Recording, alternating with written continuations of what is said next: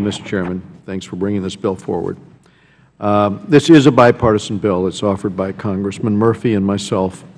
The need for this legislation should be clear to members of this committee who have heard criticism about the quality of research at the OFR, the lack of substantial coordination with the financial regulators, and the need for robust cyber defenses.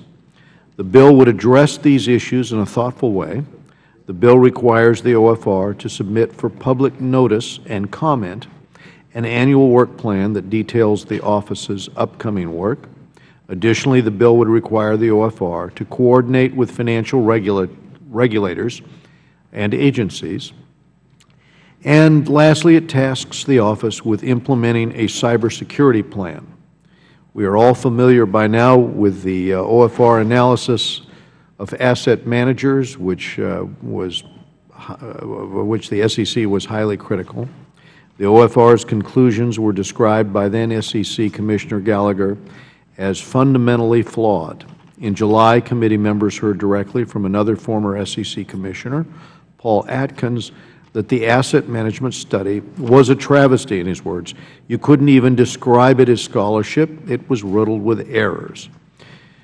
Even groups and individuals such as Better Markets and Barney Frank, who normally advocate for increased government regulation, faulted the way in which the OFR is doing this, faulted the OFR report. Better Markets castigated the OFR for the inexplicably and indefensibly poor quality of the work presented in the report. In an unprecedented move, the SEC, not the OFR, put this study out for public comment. So what this bill would do would make this type of public transparency the norm. Mr. Chairman, the Office of Financial Research has set up to look, if we look back at the history of it, it was supposed to look around the corners. It was supposed to identify potential systemic risks, improve standardization of finalization data, and it was supposed to fill gaps in data collection and support the FSOC in its work.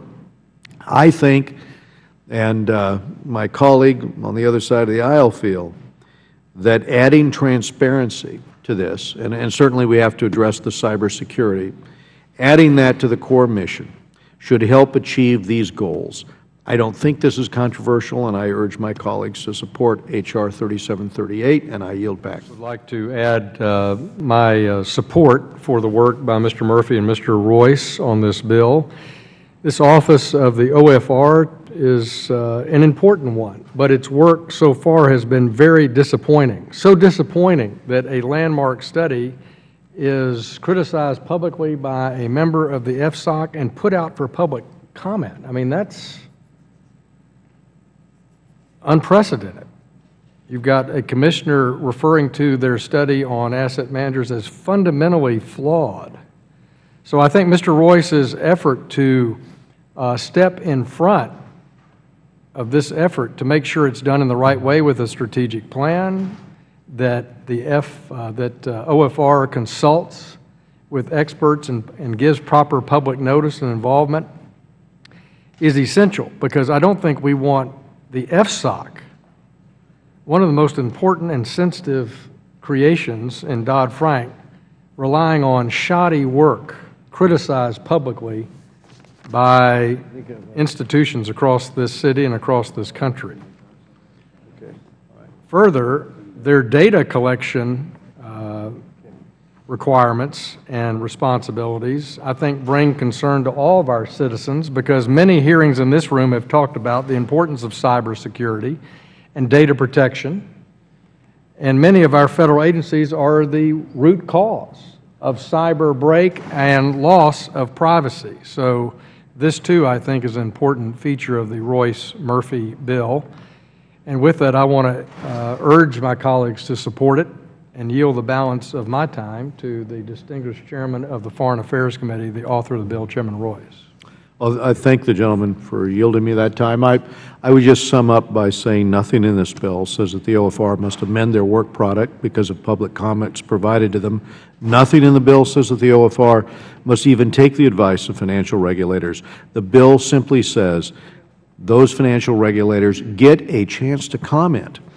and it requires the OFR, as I said, to provide an annual work plan targeting, this would include target dates for significant actions, to make that clear, and it requires the OFR to consult with financial regulators and agencies with expertise, and requires them to put in place a cybersecurity protection plan. I think these reforms strengthen the OFR's ability to accomplish its mission, and I would ask for the members' support.